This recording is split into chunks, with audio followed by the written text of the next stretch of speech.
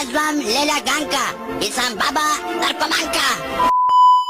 Абе, нищо не разбирам от тая домашна. Знаете ли какво? Ще попитаме Гранушка. Къде си се завряла, ма бабо? Я чакай малко. Ти от кога имаш сестри?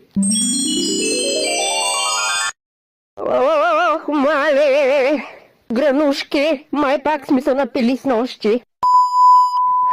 Мисля, че Гранушка я няма и най-накрая мога да направя нещо.